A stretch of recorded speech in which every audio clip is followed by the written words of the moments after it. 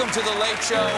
I'm your host, Stephen Colbert. It is so lovely to be back from our Easter break. You know, you have a good time, John? I had a great time. But I miss these people. I missed them too, man. I love being with you people over here every night. Night after night.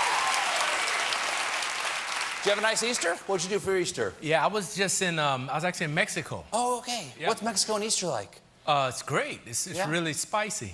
Oh. Easter's not over, though. Easter rolls on. This morning, actually, was it this morning? This morning, the White House held their annual Easter egg roll.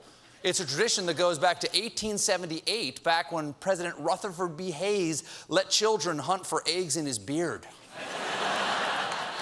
And this is Trump's first Easter egg roll. The president and the first lady kicked things off with the national anthem. And notice what she has to do in the middle of the national anthem. And put your hand up. He put your, do it. Do it. You're the president. You're the president. He forgot to put his hand over his heart. It happens to everybody. Every time. I mean, when I saw that footage, I almost forgot to put my hand over my face.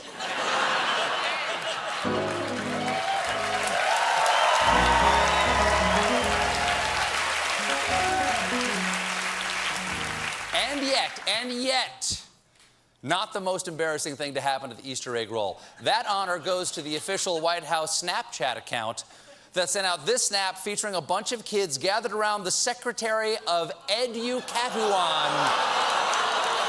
Betsy DeVos. Yes. Wow. It's like Betsy DeVos always says, there's no I in education the way I spell it. So, when... So, when was the last time we were shooting the show? It was 10 days ago? Something like that? A long break, 10 days ago. And it was that night when we were shooting our last show that Donald Trump hit Syria with 59 Tomahawk missiles. And obviously, when you're bombing another country, that's a decision you take very seriously.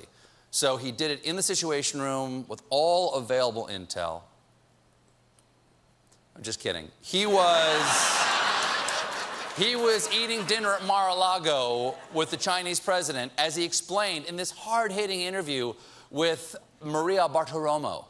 When you were with the president of China, you're launching these military strikes. Was that planned? How did that come about, that it's happening right then? Because right there you're saying, a reminder, here's who the superpower in the world is. You have no idea how many people want to hear the answer to this. I have watched speculation for 3 days now on what that was like. When did you tell them? But I'll tell you. Before dessert?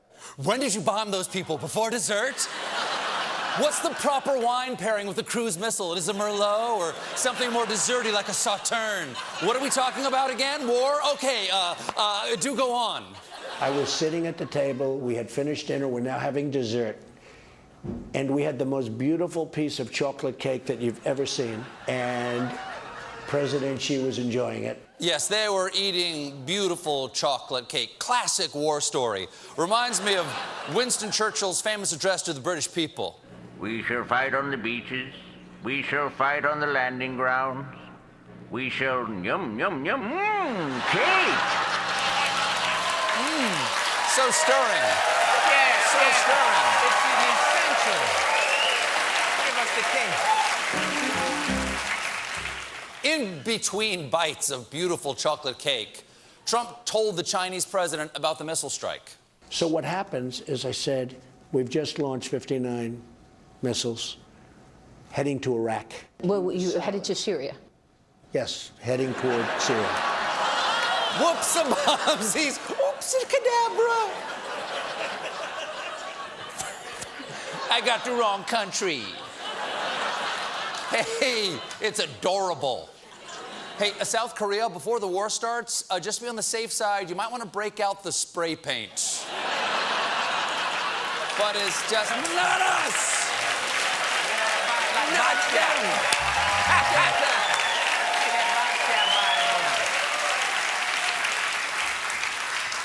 But it's easy for Trump to get his wars mixed up because in Afghanistan, he just dropped something called the mother of all bombs. Was it the right thing to drop this bomb? I don't know. I watch American news, so I have no idea what's going on in Afghanistan. But I do know this. The mother of all bombs is a dumb name and a really old joke. Here's how it came about. You see, back in 1991, Saddam Hussein threatened that if the U.S. invaded Iraq, it would be the mother of all battles. So in 2003, for the second Iraq War, we built our largest non-nuclear bomb ever, and as a taunt, called it the mother of all bombs, or Moab. So it's an old reference. That's like deploying a tank that says, on fleek. Anything else in the last 26 years would have been a more up-to-date name. How about Bombo number 5? Of course, the place Trump really wants to bomb is North Korea. First, North Korea tested a ballistic missile, so we positioned a carrier group off their coast. Then on Sunday, North Korea tried to show their military might by launching another ballistic missile, but it blew up almost immediately. I just want to take a moment here to say something to North Korean dictator Kim Jong-un, right over here. Kim, buddy, it happens to everybody. You get all excited, you want to prove your manhood, and then blammo. The next time, think about bombing baseball or something. And the missile failure was especially painful for North Korea since it came on the heels of a truly awesome military parade. Just look at those troops marching in perfect unison. That is more than goose-stepping. That's got a little attitude to it. Jimmy, can you play that again? Look at, yeah, that's got a little pop. That's got a little, that's because goose-stepping is just this. Goose-stepping is just that, but this has got a little bit of like,